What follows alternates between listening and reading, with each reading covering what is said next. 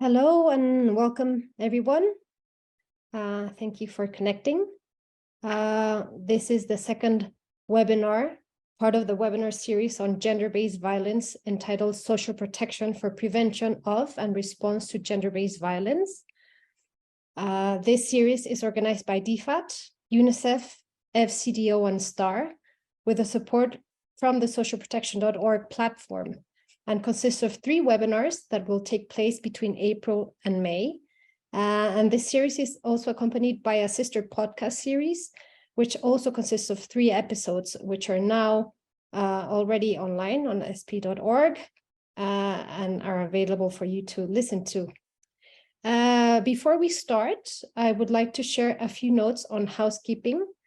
So this session is being recorded. I would kindly ask you all to please post your names and job titles in the chat box for our own understanding of who has attended. That would be very helpful. I would like to explain that all our speakers today are Spanish speaking. So while this was not initially planned that way, we were lucky enough to have these very relevant speakers accept our invitations. So for some simplicity, we will do all the introduction in English. And once we hand over to the participants, we will shift to Spanish and we'll continue in Spanish throughout. So if you would like to listen in English, we have interpretation available. You can see it below in your screen. You can switch to the original audio if you are bilingual. If you want to just listen in bilingual in English and Spanish. If you want to listen in English, you press that button, and for Spanish interpretation, you click on the Spanish button. Para los participantes que están en español, hay interpretación abajo, pueden dar clic en el botón para español, Spanish, y pueden oír todo so por ejemplo, if you want to listen to the interpretation in English, you can switch with the world icon and choose the language you want to listen to. And closed caption available throughout the event. We are using Slido to collect and manage your questions during today's event. So please log on to slido.com. You can see the link in the chat box using the code 2083006 or clicking on the QR code on your screen now. And you can post questions either in English or Spanish throughout the event as you think about them. And when relevant, you can also like the questions that have been posted, and that way we can prioritize which questions have the most interest so that we can answer them in a question and answer session at the end of the session. If you can please also add if questions are directed to a specific panelist, that would be helpful. We will, at the end of the event, we will be sharing a feedback form. Responses are really appreciated because they help us keep running these kinds of events and shape the content that meets your interests and needs. So please take a few minutes to just fill those out at the end. On the webinar, through some case studies and expert presentations, we will talk about emerging practice when social protection is being linked to gender-based violence in humanitarian and displacement context through the provision of cash payments and other social protection programming. Discussions will also address how social protection can both mitigate against gender-based violence and provide a protective measure, ensuring that delivery chains have been assessed for and address safeguarding risks and support survivors of violence to meet their immediate needs. I will now start with introductions. I will present our panelists. We have 5 very interesting panelists today providing different perspectives on the issue. Holly, welcome. Radice is from the CALP network, has over 20 years of experience in humanitarian and development work. Prior to joining the CALP network, she was CARE's Global Cash and Markets Technical Advisor, spearheading the agency's strategic focus on gender in cash and voucher assistance and co-led the gender and cash sub-work stream on the Grand Bargain Cash work stream. Her expertise is in food security and livelihoods and has supported programming in sexual and reproductive health, education, nutrition, WASH, and shelter, as well as youth empowerment and gender-based violence and response. She has ample experience, and you can see that in the slides that will be shared with you, also via email at the end of the event. After Holly, we will hear from Natalia Romero, who is the Director of Registration and Information Management in the Unit for Victims in Colombia. She's an economist specializing in organizations, social responsibility, and development with a master's in interdisciplinary development studies. She has more than 15 years of experience in the public sector with a focus on the design and formulation of public policies, strategies for the attention of population victims of conflict, child and adolescent protection systems, and strategy for poverty reduction. She has served as Director of Protection for the Colombian Institute of Family Welfare, advisor on issues of victims of the conflict in the Administrative Department of Social Prosperity, coordinator for public policy for the Telefonica Foundation, and advisor on monitoring and evaluation of public policies in the National Planning Department, among other roles. We will also hear from Luisa Vega from CARE Colombia. She's a feminist lawyer with more than 12 years of experience in the defense, promotion, and incidents for the guarantee of human rights, especially of women, girls, and boys, and populations with diverse sexual orientations and gender identity. She has worked with international corporations, civil society organizations, and the state. She also has experience in the coordination and implementation of development programs and humanitarian response in context of crises caused by the armed conflict and more recently by mixed migratory flows in Colombia, guaranteeing the effective incorporation of gender approach in the framework of actions. We will hear as well from Pablo Solis from CARE Ecuador. Pablo is a specialist in disaster risk reduction management. These studies have allowed him to deepen his knowledge and skills on risk management in all its dimensions and with a holistic vision. His professional profile is complemented by several courses and workshops received in the field of public health, disaster management, and fundamentally in the humanitarian field. His role as a volunteer for the Ecuadorian Red Cross for 22 years has allowed him to forge a professional profile from operational to managerial. He currently works as coordinator of Societies Prepared for Risk and Disaster program at CARE Ecuador.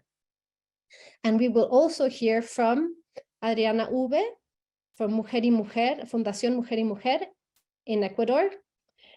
Adriana is a psychologist specializing in clinical psychology. She has a diploma in clinical sexology and couples therapy. She has participated in research of persons who are victims of human trafficking. She has experience in social areas in humanitarian assistance with elderly population, migrants, and survivors of gender-based violence. She's trained to provide workshops to public servants on issues related to gender-based violence, sexual and reproductive health, women's leadership, and the LGBTIQ+ population in communities, among other areas. She's currently focal point for the Gender-Based Violence Commission of the Working Group for Refugees and Migrants in the city of Guayaquil in Ecuador. So as you can see, we have a very interesting and diverse panel of speakers. Let me introduce myself. I am Paola Perez Nieto. I'm a senior social policy consultant, and I've been working on issues of child and gender sensitive social protection. So I'm very interested in hearing also from the panelists. And let me also tell you about the STAR facility, who has organized this webinar today. The STAR facility is dedicated to expanding and improving the effectiveness of investments in both social protection and approaches in crisis and gender responsive social protection. STAR does this through tailored support to national governments, donors, and implementing partners in the form of independent technical assistance, specialist advice, and bespoke resources. And also through consolidating and sharing evidence and insights on the topics through publications and events like the one we are attending today. Okay, so without further ado, we will turn to our first panelist. So just as a reminder, we will now shift to Spanish throughout the rest of the event. Obviously, in the questions and answers, you can post your questions also in English, but we will read them out in Spanish. So if you're an English speaker, you can now switch to the Spanish channel. And I will start speaking in Spanish. Empecemos con Holly. Let's start with Holly. If you can tell us what has been the use of the monetary and vouchers for the reply to VVG at a global level. Thank you, Paula, and thank you for giving me the opportunity to be here. It's a topic that I'm really enthusiastic about. As such, my intervention reflects the collective action, the idea of all those processes. I'm going to talk about three things. The first, where we come from as a community on respect, the social vinculation, and the fund transfer programs for OTM. To mitigate and to reply the violence based on gender. So in displacement and also which are the advances. Third, where we need to adapt and improve ourselves. The PTM represents 20% of all the assistance, humanitarian assistance, and there is 200 of 2015. And of course, PTM has a comprehensive role in all the programs in the world. The use of PTMs for humanitarian use is destined for all the needs that are immediate in acute crisis, severe crisis. So the social assistance have objectives against poverty. In theory, there are clear limits in the objectives of each one of the transfers, of the monetary transfers, but generally we know that poverty can emphasize BVG, and the humanitarian crisis increase poverty. In context, in PTM humanitarian context, they use them in a variety of needs. We have this global status of all those programs, and the decision of the PTM or result of protection was done with all the professionals who use this in their job. So this has changed because of the growth in the use of multi-purpose transfers. But when we observe the use of monetary transfers for prevention or to reply to BVG, so the growth has been higher. So when we observe the linking between the humanitarian assistance through PTM and social assistance, this is a very interesting for professionals within the monetary world. These conversations that the professionals have on this topic is really are centered in linking the support of the survivors of BVG. So in CAP, we have been assessing all these BVG and PTMs, and starting in 2018. Regarding the linking of social protection, we are been involved for many years. So in this approach in high level for monetary transfer in BVG, so when we did a symposium that was gender and monetary transfers, where everybody shared their challenges and experiences, and this included the gender-based violence.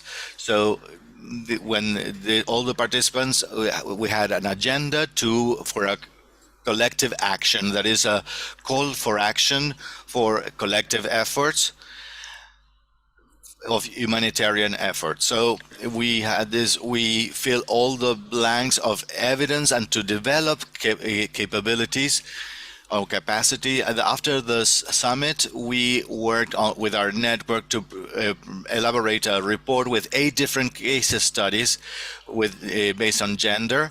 And most of these studies are analyzing gender, and 2 go to reply and response to a crisis.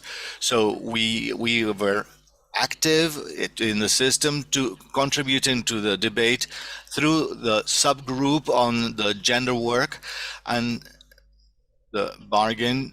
And 2022, we organized the sets of webinars, a series of webinars to share the lessons we learned of in the recent work to reply to the gender-based violence using PTM in the case and with a focus in Latin America.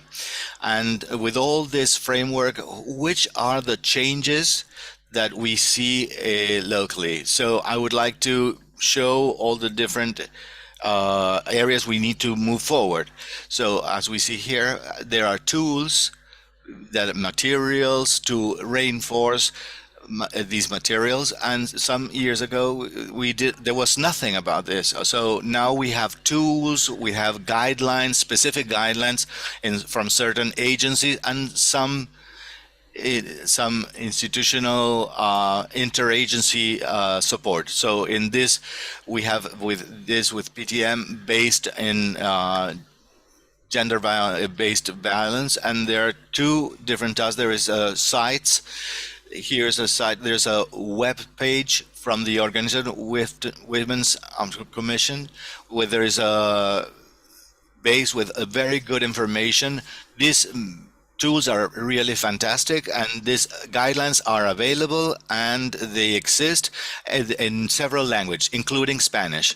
The experts in PTM and gender-based violence, they're talking among them. So the relation with literature, they showed that the professionals that were working in silos, probably in different silos, and they were working each one on their side. So this was an obstacle, a hurdle that people could connect and communicate among each other to understand the concerns and the needs on each one of the sides. There are good efforts to join these professionals to work together. On the other hand, several organizations have tried to, based on gender-based violence, and when in our network we have seen topics on this issue when there is, and among others. So this includes several contexts, and many of these organizations, they work with local organizations and with society. Another important issue is that evidence. Then one of the things against PTMs in response to this was the lack of evidence. The lack of evidence. So this is no longer the case. With a quick look at our website, and our own library has shown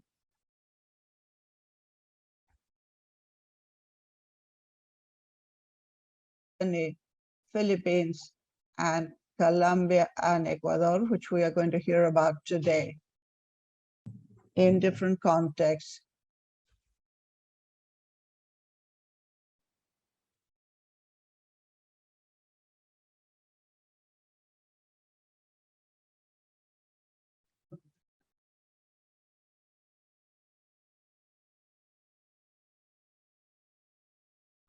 That is on this GBV.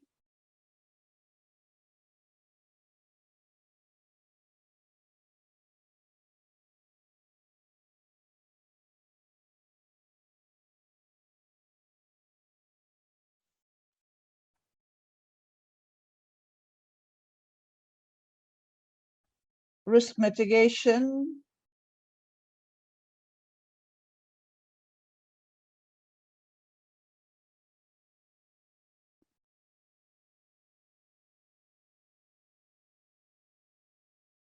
it is not yet so. And we need to connect means of life with based evidence. This has been shown in the literature. It is very relevant that the connection, social protection must be much stronger. In places where there are few connections, we need to establish links, but we have not heard much about this so far. As monetary professionals, we have to learn from the good practices in this sector.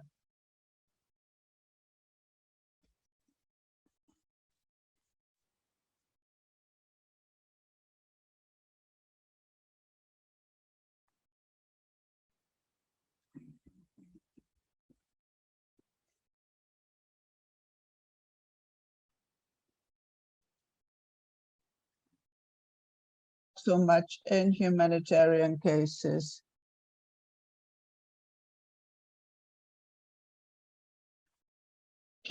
Are needed. This is vital. They are the guardians of the context and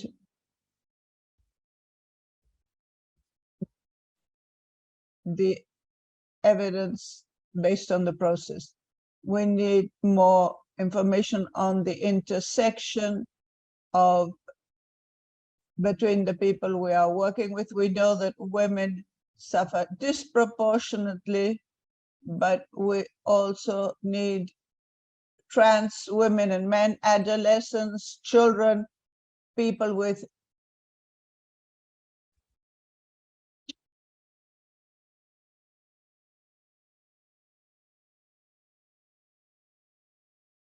I'm going to close my presentation here. Thank you very much for your attention.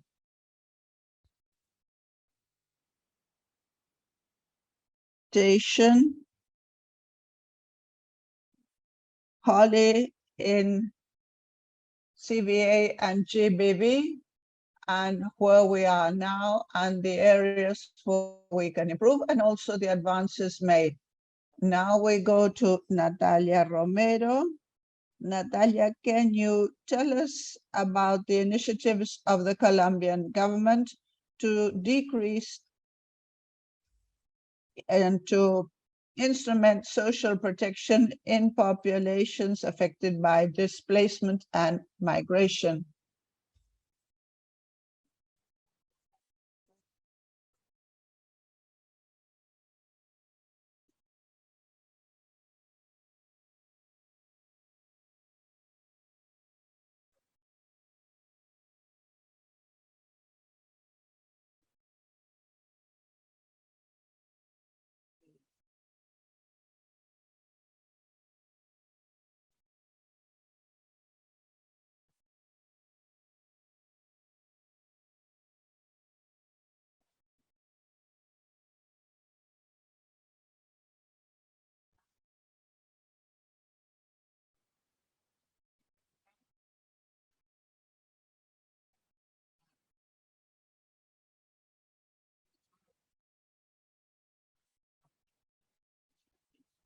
See a very complex situation, and the lives of people are destroyed, and we need to reconstruct them.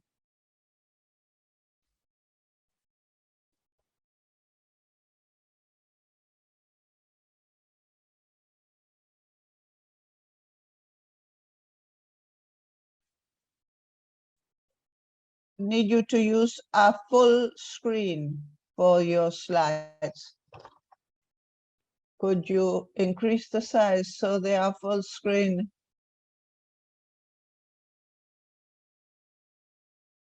Could you share your presentation with us?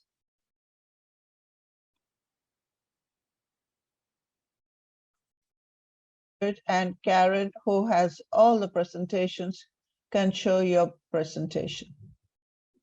Karen, I have stopped sharing to see if we can get this to work better.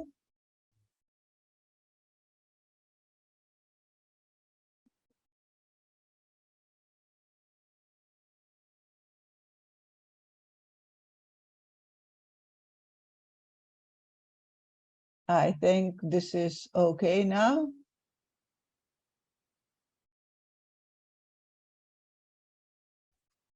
of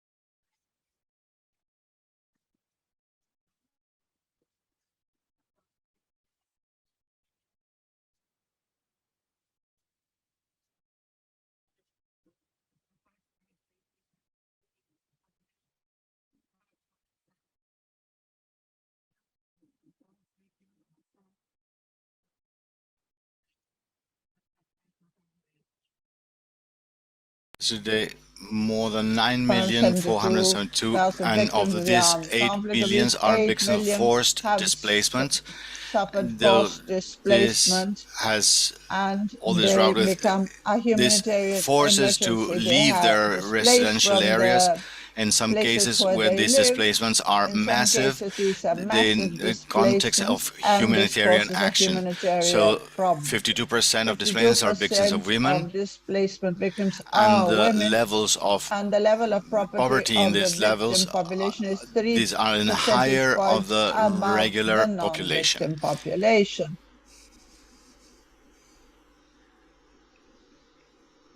Problem with the English interpretation. Let me check, because I think Because I there is think something they going wrong with the cannot interpretation. hear I'm me. taking over. So,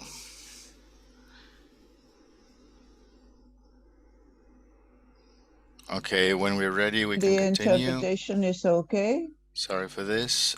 We will ask Sarah to disconnect so I can continue translating. Sorry for this.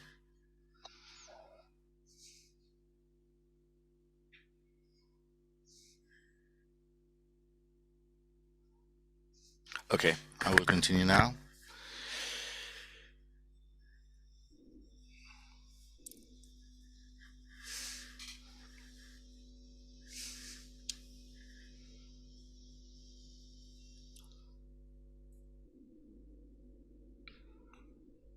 Okay, we're ready to continue. Yes.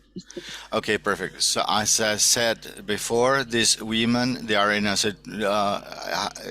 something that's more severe. You have the lowest groups in the, there are differences within the conditions of poverty levels in the vulnerable population in Colombia compared with the population who is displaced. This without telling the impact that have suffered within the war of the strategies of all these groups. These are the bodies were used as reward war material. So these have been used in. They don't have a residence. In case of men, they leave an impact on women who are forced to lead the places because the men have left. So all this framework has the exposition, and the needs are, there's a lot of gender-based violence. In the case of kids, I want to show here in this slide the total of children that have the protection in Colombia is 7,820 that are Venezuelan children have entered the protection system for violence between 2019 and 2000, and this increased with the immigration of Venezuelan people to Colombia. And these 86% are victims of sexual violence are girls and adolescent or young teenage women. So regarding this figure increases to 89.6% in case of commercial sexual exploitation. So this overview shows us that this humanitarian, in this crisis, humanitarians that we have effects that are really strong, and especially for young girls, it's even more. It gets almost to 90%. Next slide, please. What are the specifications here of in the emergency? So it has more than 60 years, more than 6 decades that have been happening, and the effects they have left in the entities of the people. So we are attending this in a simple way. So without being able to exceed to overcome this. So in the case of the Venezuelan children, there's a situation that is with a short time, because nowadays we are trying to recover this of our neighbor country. We have many years that this situation continues and puts the young girls in a situation that is more severe. And in the case of, which are the other programs that we have, if social inclusion, to understand this and cater this population in the framework of emergency, and it allows us to put this transfer to be able to solve, to complement this, to have these households that can supplement the necessary funds for their basic needs. And also it comes back to, we start to understand this articulation between the organization and the strengthening of women to have funds in cash and contributions in cash that can continue to have their need to cover their needs on a daily basis. So next slide, please. So here, for the attention to children and adolescents or teenagers victims of Colombia, we have a regulatory framework that has a reference for the childhood and adolescence. There's a code of 2016, and it's also regarding the children and adolescents who are victims of sexual violence. This talks about the prevention and the attention to these children and teenagers who are victims of sexual violence. This has the obligation to cover these and to have like special treatment, specialized or dedicated, directed to sexual violence, and this includes in their models the explanations that are given to administer some specific cases, which are the needs of each one of the entities and that are, or the people who are involved into these vulnerabilities, and to offer the protection for the route for the sexual violence within the state agencies or health or justice, or and also the needs, like, for example, that offend some entities or multilateral agencies. So we have strategies that link or not the cash deliveries can be done, and also generate to a prevention, not only corrective, but also to have a prevention attitude towards this. So these vulnerabilities, and we can accompany the person who has been a victim, like children and teenagers and their families, like a prevention and protection system. In the case of the victims of armed conflict, we have a regulatory framework. That is Law 1448 is a victims law, and the Law 387 for forced displacement. And we have some operational manuals for humanitarian aid in the moment of the humanitarian crisis. So there are special deliveries of a cash advance or cash deliveries, so they can be used in like minimum assistance when they can cover at least food and nutrition, and just to have like emergencies and transportation, especially for health issues. So, and other victimizing acts like attacks, terrorist acts, fighting, homicide. So this, they have to grant at least some protection. So as we were talking, how it has been evolving, the cash deliveries, and how we have this, the capacity of the agencies to manage and to handle this cash deliveries is together with the prevention of violence, and to have there is 77% of ethnic communities prefer it being delivered in cash.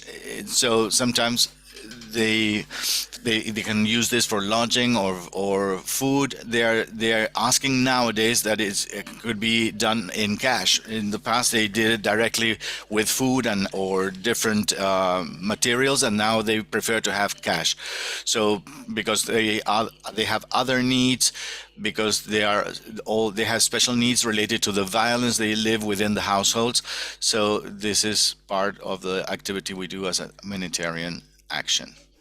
So this is all the lesson learned from the implementation of these policies.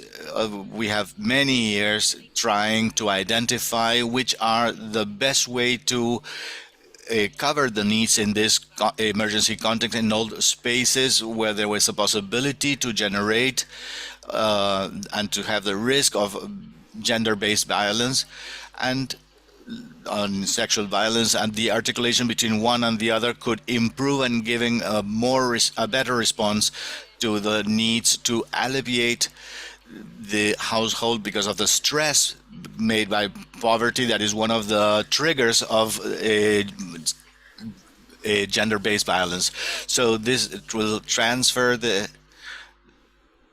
Sorry, she goes too fast. I'm trying to follow, but so the need to articulate all these different needs, and not only this combination with the state, but also with the cooperation with the entities that have the knowledge and the reach that could cover these the needs of these families, and a double articulation that identify who are with specific programs with cash deliveries for the person who have public policy issues, and who are those households and the people who need this in a better way and need shared attention required for 2000.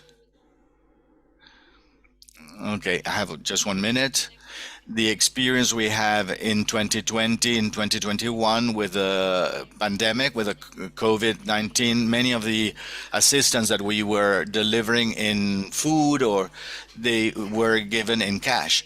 So this made that the people were more independent, more autonomous, and in the use of the resources. And sometimes we have these attentions. It had some important effect on the way they handle this cash deliveries. So this will enable us to a specific evidence or proof of how all the different deliveries were reduced in different materials and were transferred to cash. So some of these was created with monetary transfers, and there was relief in some cases. In some of the things, they start showing a reduction in poverty. As we said before, this requires they have some policy making and policy design that will allow us. The monetary funds are not assigned specifically with other assistance based on gender based violence, like legal assistance and with a comprehensive package. And just finally, and here, as we say in the last slide that we have here, which are these challenges that we have been mentioned in each one of the intervention, is the articulated work. within the state and within the organization with capacity across the territory to respond with a relevant service supply to the needs of the population. So to see which are the needs and the impacts they have. And the last, the technical strengthening. This technical guidelines on social inclusion policy sector policies, they have to the use of a new gender-based violence in this context, and specifically where there is a need to have more specific assistance that are more accurate to the needs of the people who suffer these actions. Thank you so much for this interesting presentation. Now we are going to, I'll give the floor to Luisa. Having heard this perspective, so on the part of the state, Karen is doing in Colombia to integrate the cash delivery or assistance with the other agency. I give you the floor. Thank you, Paola.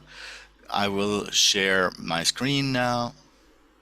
I will appreciate the invitation to participate in this webinar to share our experience here in Colombia, as you mentioned, of the integration of CVAs in the response. So the integration of PTM in GBV response. So we've been trying this in Colombia, and since 2019 in physical assistance we have activities in several departments and in the country. So this means this work in the territory goes through to ensure a response to a humanitarian crisis because of all the displacement, but also by armed conflict, from a look of protection that ensures the prevention, mitigation, and also the response for humanitarian action.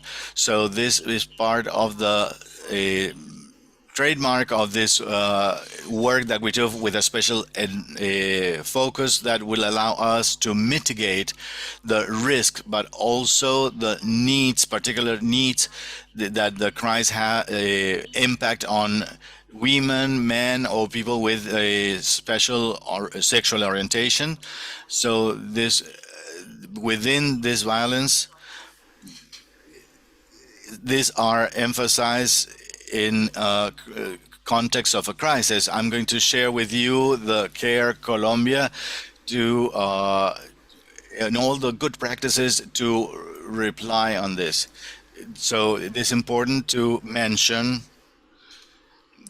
that I'm just responding based and gender-based violence. One of the dimensions to give the report, this has become a main tool to do the exercising of quick and timely reply to this with the risk mitigation based on the balance. In this framework, we have adapted this to the, here I have some elements like good practices of what will set this integration model to the reply to gender-based violence. In one say, the scaling of this model, including cash assistance as a GBV risk mitigation mechanism anchored to the protection sector.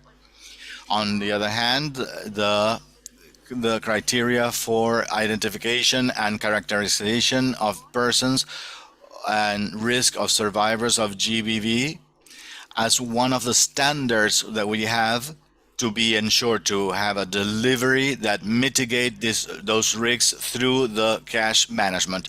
So also the cash delivery anchored to the GBV of case management.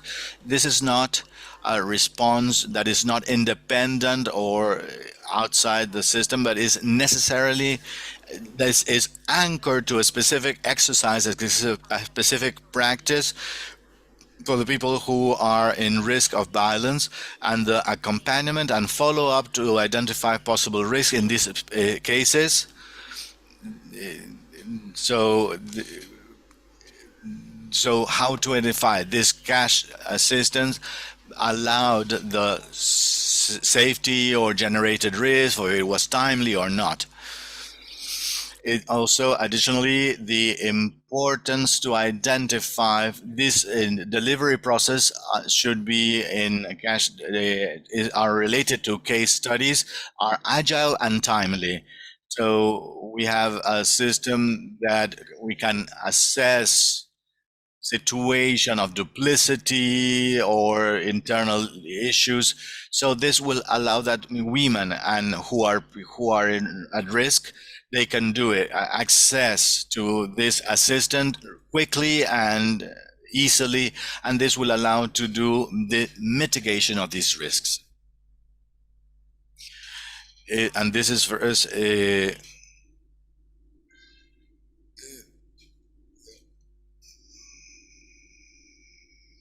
or even if we consider this as a variable, as a variant, so the possibility of the population that we are catering.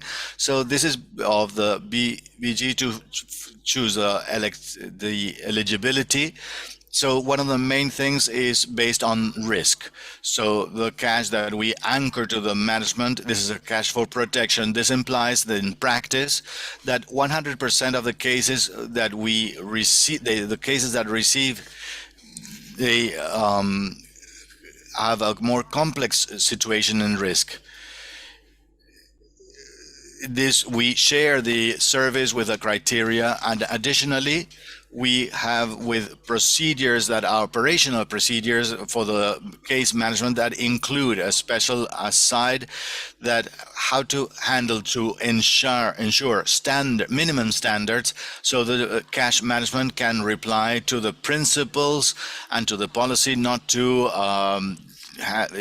incur in damages in the delivery, for example, in the teams and the respond to surveys of the people who need a case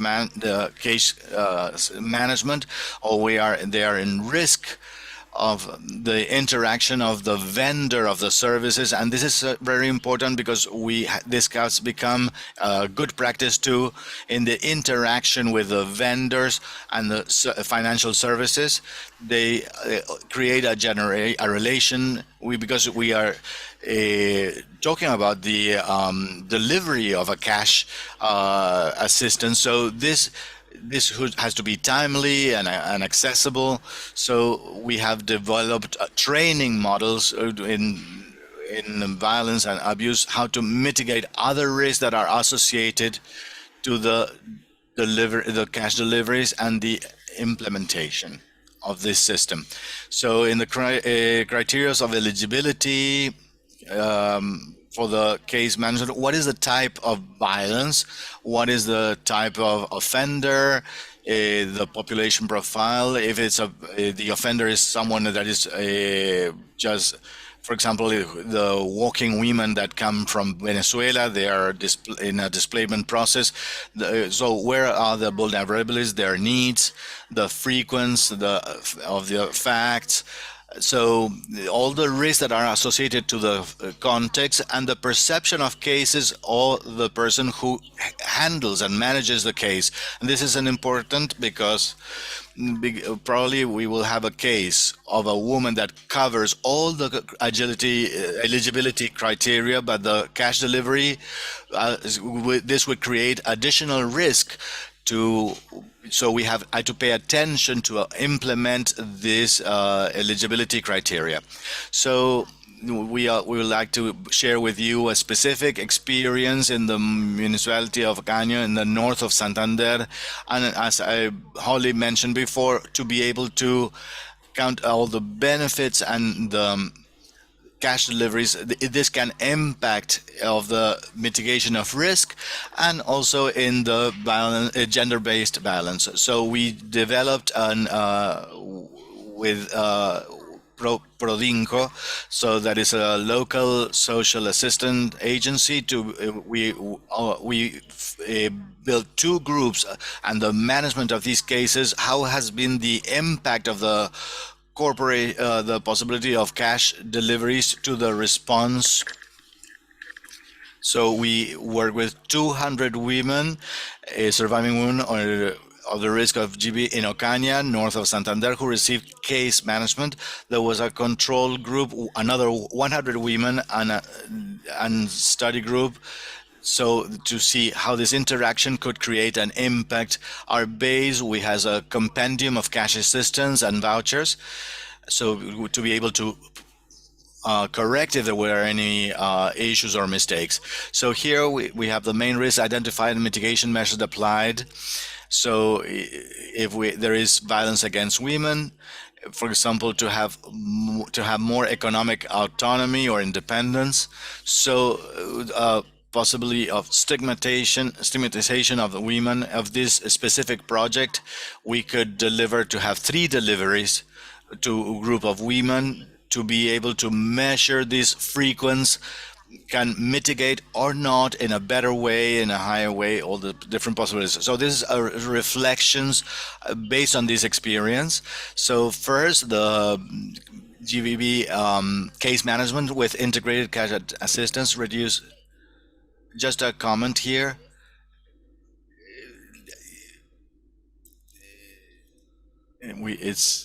Thank you.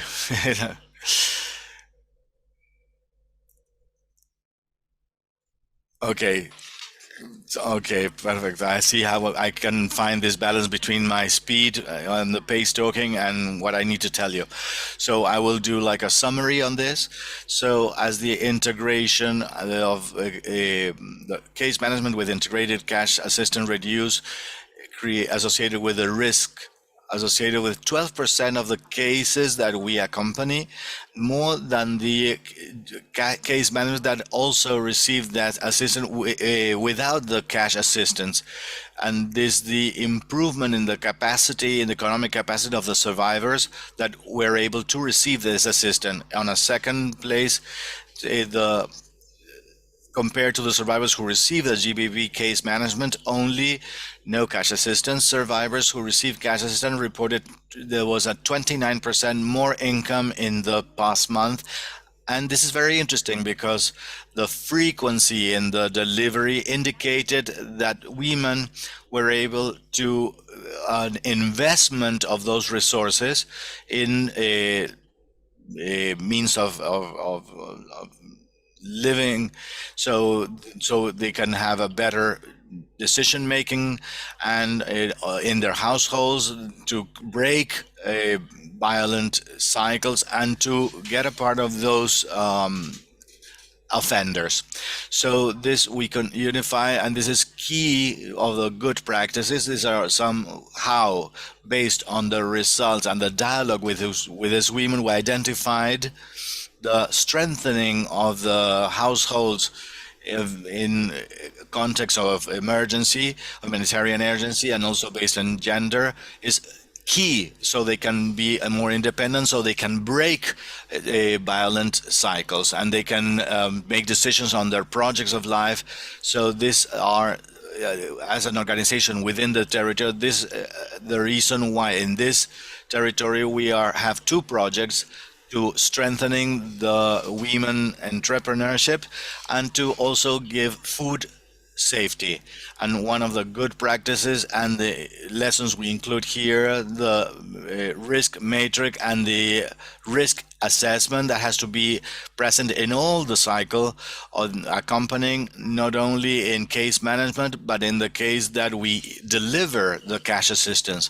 As we mentioned before, the delivery of cash could also generate risk for the women that can be exposed to. So finally, how this work allowed us to work to knit a solidarity network that in some way it resulted that women could get together and have a network among themselves, so that they feel that are more accompanied in their process. And finally, just to tell you that is key, it's essential to be able to grant the cash assistance delivery with social assistance, with the use of these resources, and they can improve their mechanisms and tools how to face violent situations, and also to generate impact that have affected in these women who suffer them. So thank you. I couldn't mention everything that was on the slide, but with the questions, probably we can elaborate on them, on the issues we didn't talk that much. We already have some interesting questions to be able to... We will have time at the end for the questions. So probably with this, we have some questions. I will give the floor to Pablo Solis from Ecuador.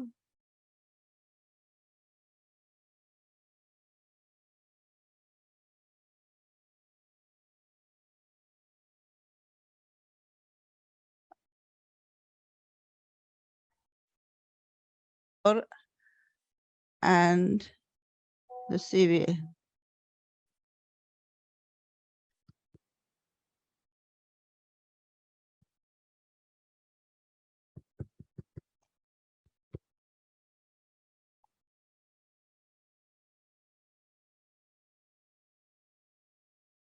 I experience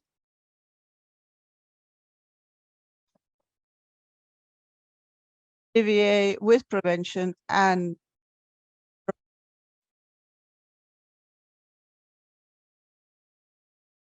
CVA program.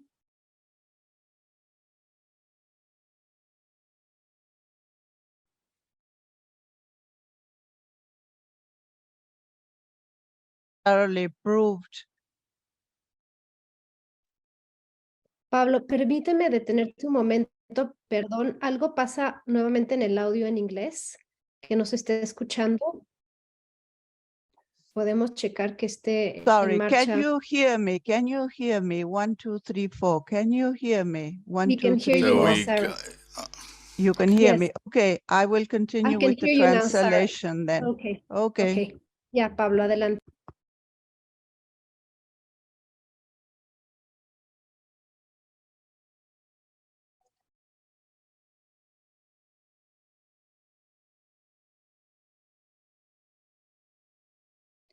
Money transfer became a case with a lot of evidence as to the results, but because this CVA program was very important in our area and important for humanitarian assistance. The integration of these CVA programs and the response to the same widely proved and allowed us study the whole process and find the evidence, and with the support of several organizations who were integrated in a project financed by REF and between 2021 and 2022. But the first important point as to CVA and its relationship with GBV, I cannot speak about humanitarian programming if I have not data, if I do not have information to draw up my program. In this sense, SKY has a methodology used worldwide, which are analysis, gender analysis, which are applied at several times and contexts in Ecuador. Most have been developed since 2019, 2020.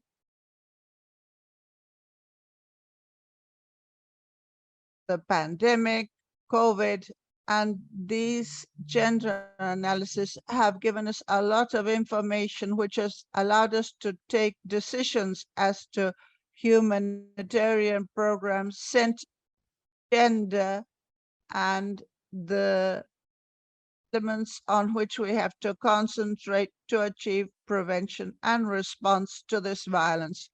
One of the important facts of this analysis was carried out regionally or sub-regionally in 3 countries, and the important results of this analysis of gender violence. Women and girls are the most exposed during humanitarian crisis. CARE has centered its program on women and girls, and this is the initial point to start our humanitarian help. Show some of the resources so that you understand how we were able to provide this humanitarian care.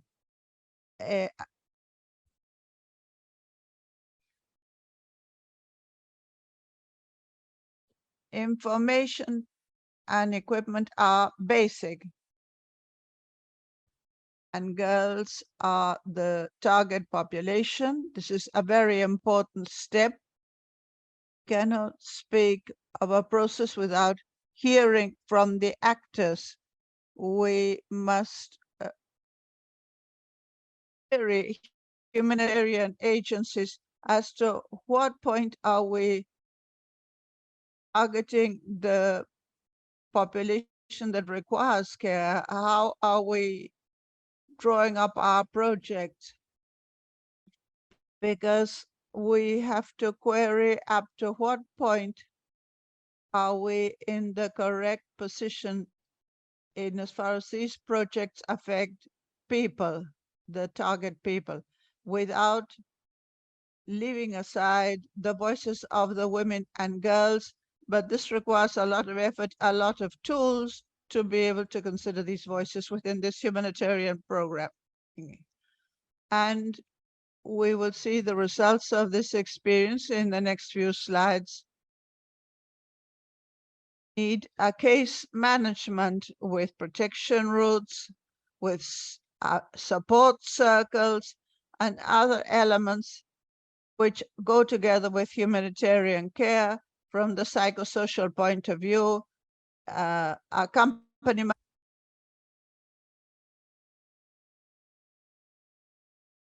between 2021 and 2022. It was a participation process with several organizations. And here, after we had the data from our analysis of gender violence and listening to the women, we identified a group of people who were victims of intimate violence within partners. And this was important in this process. In giving a group of people a sum in cash, and another group of people who are also victims of violence that did not receive this cash. And we managed cases in both groups. So we applied case management of GBV in both cases. One group received cash, the other did not. Elements which we were able to identify were that it was much easier to face challenges and recover or leave this violence for those who received cash in comparison with the group that did not receive cash, which faced their problems with much more difficulty and had to use other strategies to live the vicious circle of violence, either their friends or networks, and worked on this a lot. But this group that did not receive cash found it much more difficult to leave the vicious circle of violence and were not able to. Those who received cash increased their income. The cash allowed them to other elements to escape the violence, and they had financial autonomy, which allowed them to leave that vicious circle of violence. With greater autonomy, this was possible. These were not only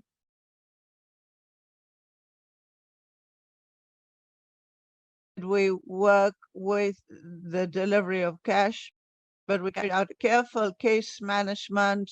We use networks, circles of women as support in groups.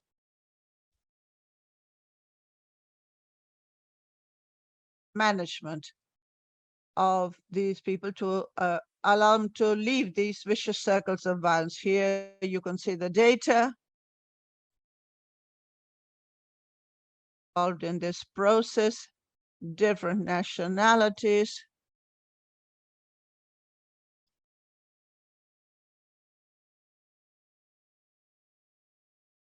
The group that received cash,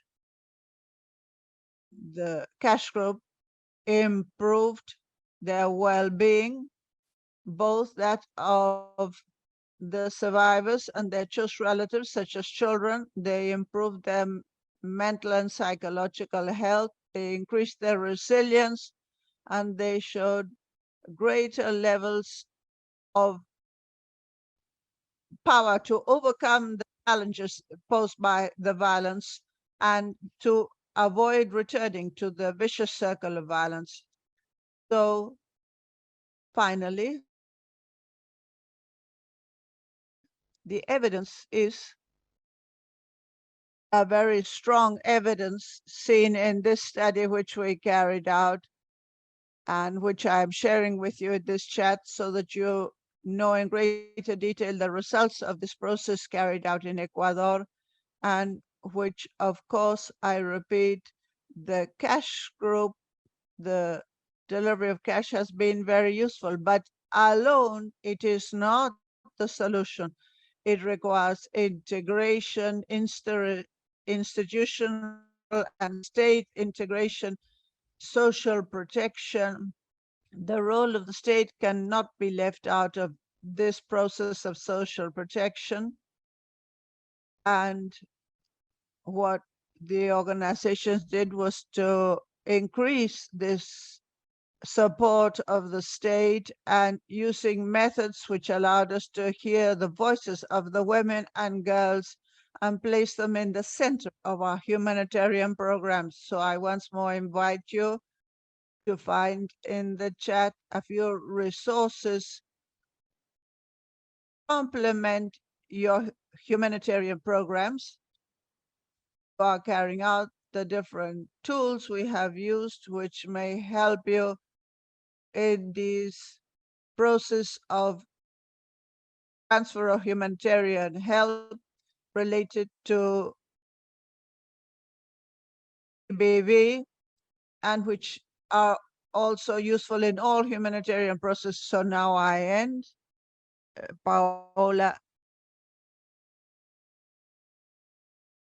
I knew from the last slide, so I didn't tell you how much time you had left. Thank you very much. Any question? I am here. Thank you very much, Pablo. Thank you for your presentation.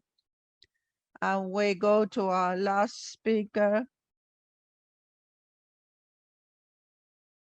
Works in Ecuador and has implemented a psychosocial humanitarian program in Ecuador. So we will hear about her perspective of working program. So please, Adriana, tell us about the results of your program and some of the observations that you have made. How are you? Good morning, everybody. I am Adriana Obe. Thank you very much for the invitation to speak to you today. I am going to share with you my slides.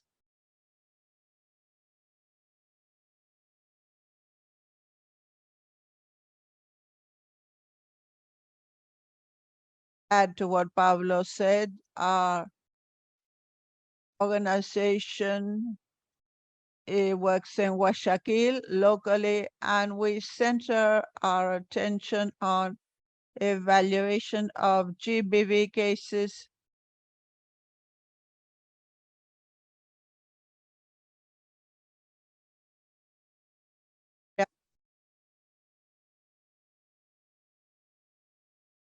case management and how we involve public and private organizations or international organizations which give us additional support.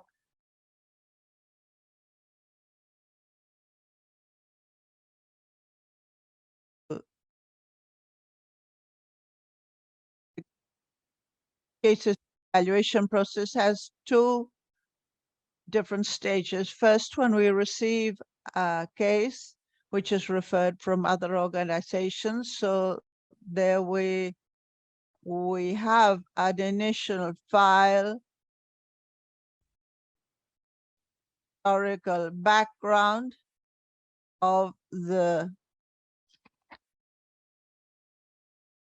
GBV, or we carry out an active listening process, a first psychological session to identify our cases. After that, we carry out a risk assessment with a very interesting tool, which you can see at the right of the slide. It's a standard process that we use for the case management and as the stage in which the survivor of the violence is.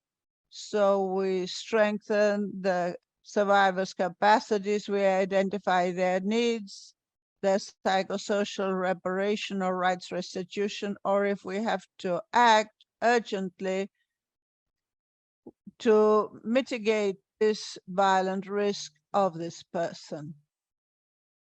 Important to mention that during the identification of these cases, we especially emphasize women who are part of the LGBTQ population. Sometimes have been greater victims of violence. So we have a pilot program and we include risk plans and follow-up for each of these cases. For the risk plan, it's important to adapt it to each context of individual attention of each of the survivors.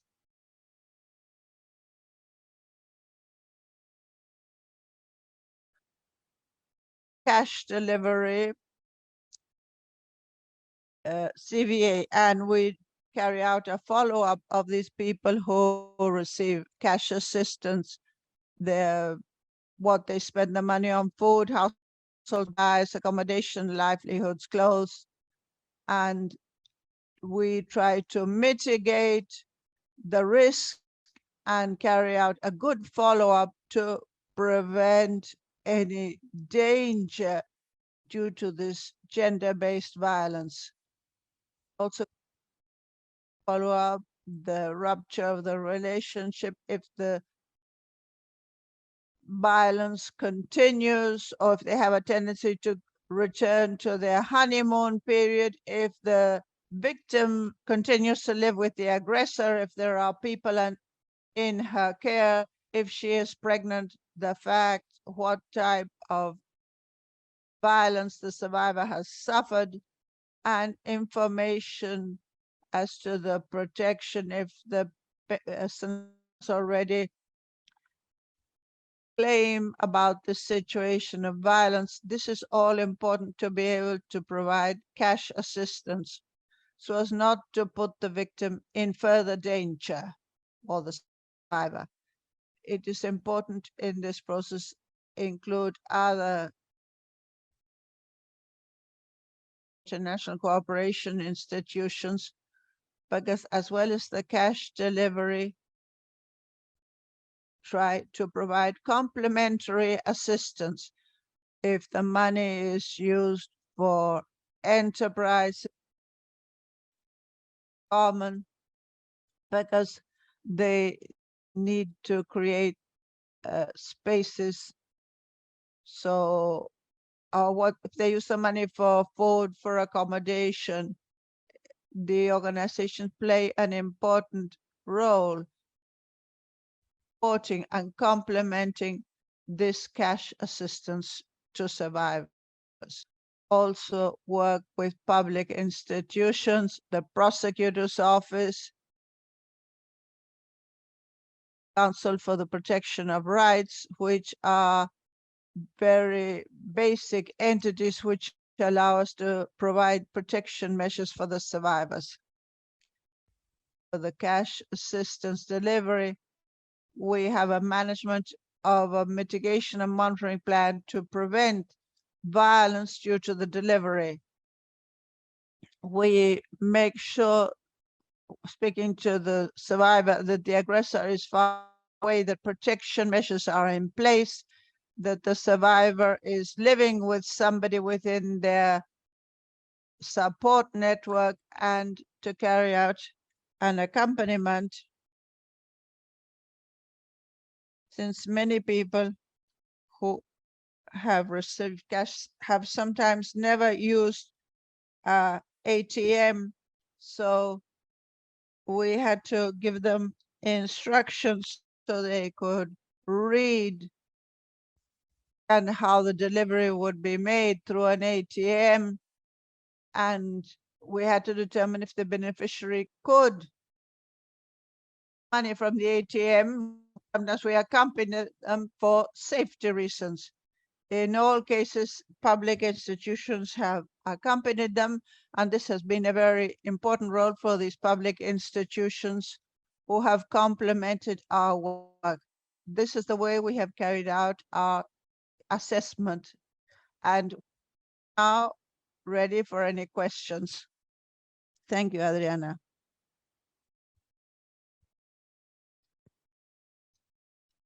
We have a few minutes for questions.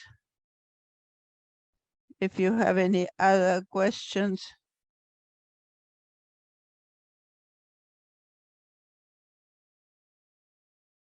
A few questions.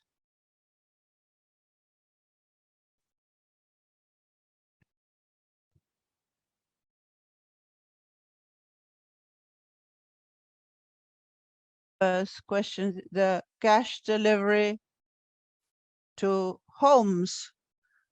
How have you considered the impact of the dynamics of the power of decision of genders within the homes? The other question is, which are some of the risks related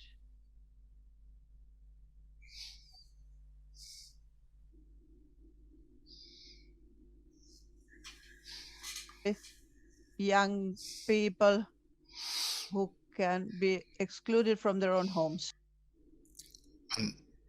Another question is if the value of the transfers of cash advance, it considers the based on inflation, the changes, adjustments done for inflation. And another question that is more directed or addressed to Holly, but I can also answer this.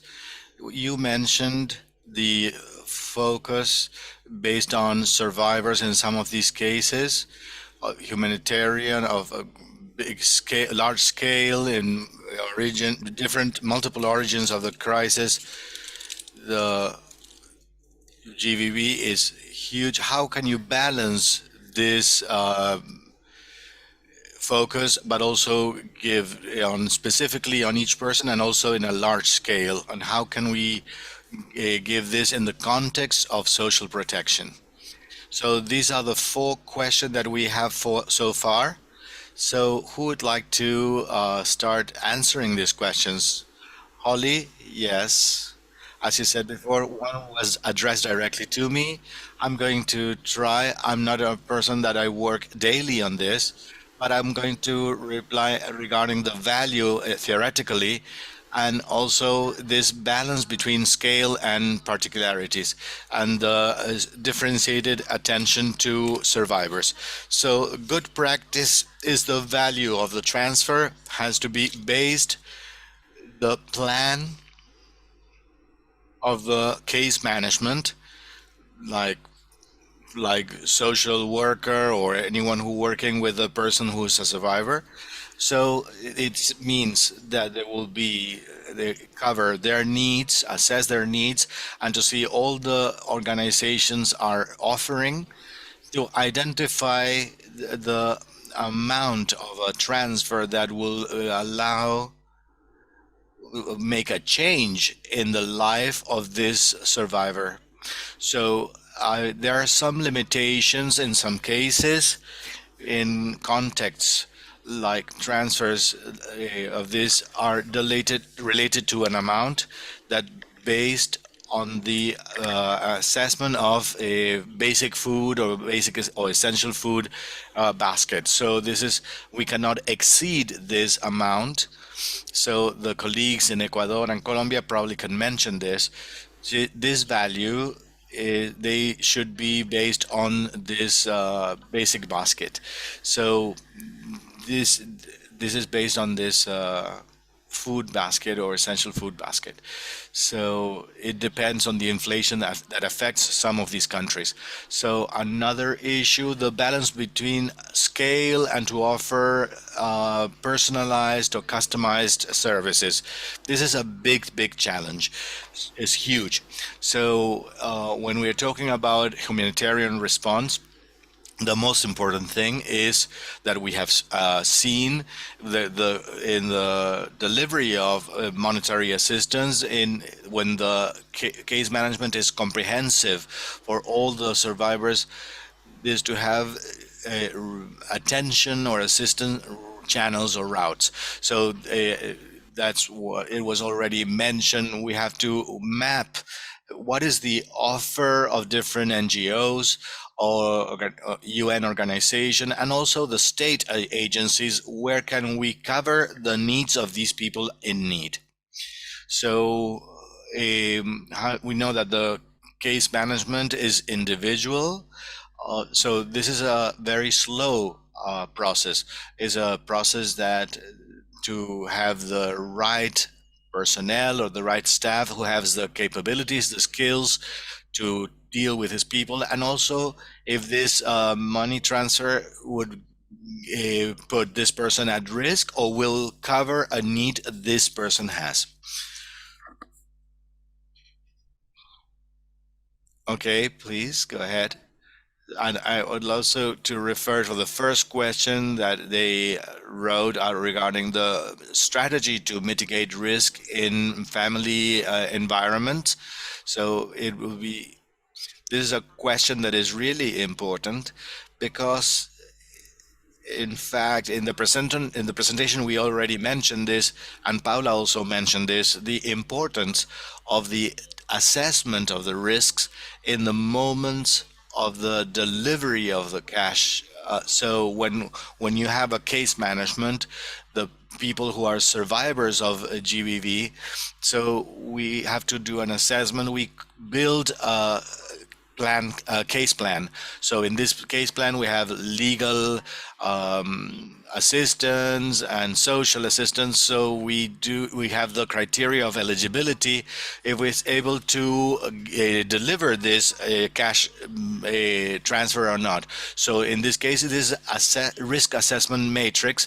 So this matrix we have to consider the type of the frequency, the type of violence, and also if the person is within an environment, the location, or if the offender is in the community or in the family, in the household. So to define if this cash delivery is possible or not. If it is done, this delivery should be accompanied by a mitigation plan, so or risk mitigation plan. So this, we have to work together with the survivor and to analyze the focus plus. In some cases that we have found, as we mentioned before, that women have all the criteria for eligibility, but the risk assessment, the comprehensive assessment, if the offender still lives there,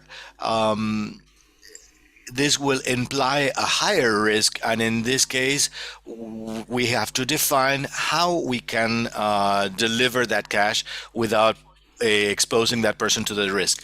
So we think that the advisor should be in touch with the community. So if the possibility, this cash advance could have an impact in the violence in the household, they need to be accompanied with supplementary activities to transform, to change, or challenge those social rules.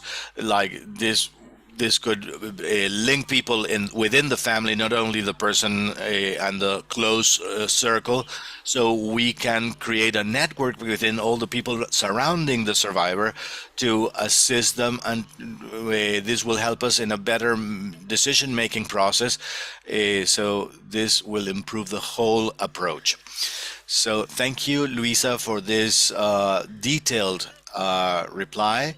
So Adriana, probably can you would like to answer the second question regarding with LGBTIQ plus? Thank you so much, Paola.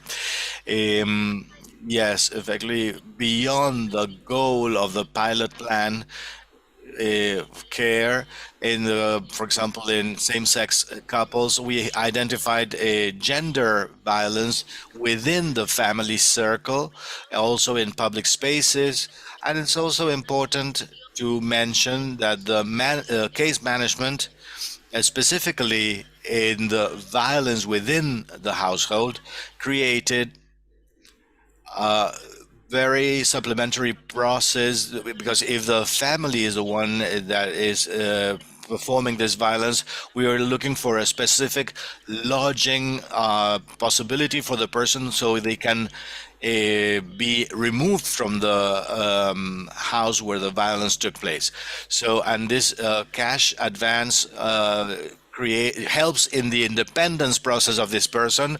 They can leave or be removed from the family that performed this violence, to look new supporting networks to be able to assist them in the independence process. So it's very important that the cash delivery will ensure not only a mitigation, but also the search of some supplementary process that will allow to leave the violent circle.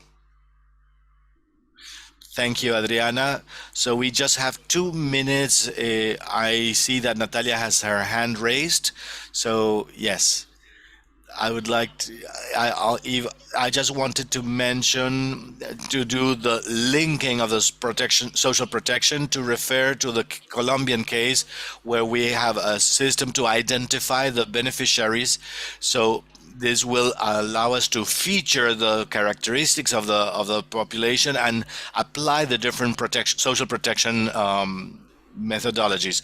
So based on the response made by Adriana in Colombia, for example, with children in social protection cases, so we have the case management where we have the social, legal, family accompany, and the mitigation of risks that we have to cover, as all the needs is an articulated network. So the identified process, and to have the results expected. So sometimes these are intertwined.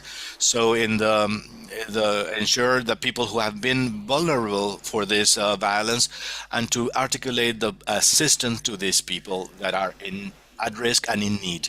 So this allows us to summarize the importance of the articulation of all these different factors in the social protection case, with a monetary cooperation to have a better success in the process of articulating all the activities. I really thank you a lot, all the panelists, for the valuable interventions, and we apologize. Each one of you didn't have enough time to give all the presentation. Probably we need some additional time, but we have an audience. If you have any additional point, we can write an email to us or contact us so we can share the responses, the answers we have, to be able to they can have the social protection email, so we can send you the resources, the presentation, and also the recordings of this webinar, so you are able to, you can listen to the whole recording and with in more detail. And also to mention we have the link there in the chat, so if you can give us some information or feedback on the webinar. We have one more webinar on May 18th, so we will send you information on the content of this webinar. It's also the recording from the previous webinar is available in the site. So if the GBV for children and the social protection house helping to mitigate those cases. So with this, I thank all the panelists and all the audience. It was very patient with the bilingual issue with the translation in English and Spanish. I hope that you were able to understand all the presentations and to be in touch with all the links here in the chat of the presentation, the slides in English and Spanish. So this could help her to refer to the topics mentioned. Thank you so much, and I hope that you have a good rest of the day. Thank you very much. Thank you. Thank you to all of you. Good morning, and thank you again for the invitation.